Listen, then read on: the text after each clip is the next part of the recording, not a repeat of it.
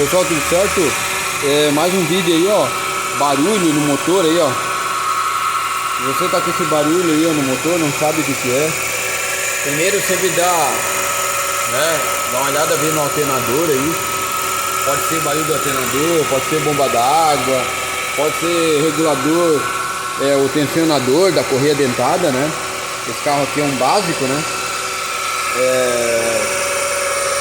Só tem alternador aí, não tem ar, não tem direção, né? Direção hidráulica. Eu quero dar uma dica pra vocês, esse barulho aí, ó. Beleza? Vem aqui com a mão aqui, ó. Esse aqui é a cabo, ó. É a cabo de embreagem, né? Com cabo. E tem uns que são hidráulicos, tá? Beleza? O hidráulico já não dá pra fazer.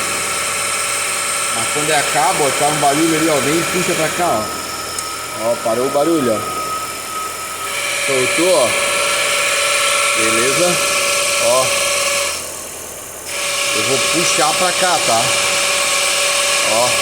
Bota a mão no garfo aqui, ó. Parou o barulho do motor. Beleza? O que pode ser esse barulho, Adriano? Rolamento de embreagem, tá? Vai ter que substituir aí o rolamento de embreagem e o kit de embreagem. Tem que tirar a caixa fora aí e trocar o rolamento de embreagem, tá? Beleza? Então, pessoal, uma dica aí, ó. Tá com barulho, vem aqui, ó. Beleza? Puxa ele pra trás aqui, ó. Ó. Em vez de pisar na embreagem, puxa ele pra trás com a mão aqui, ó. Beleza? Isso aqui é rolamento de embreagem, tá?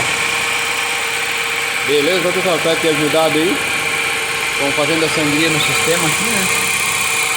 Da água aí, do arrefecimento. Já aproveitando pra esse vídeo aí.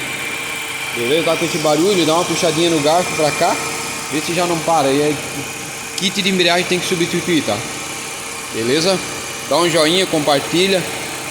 Ativa o sininho lá, né? Nos ajuda aí. Sempre tá fazendo um vídeo aí simples, mas sempre ajudando aí. Beleza? Valeu, abraço.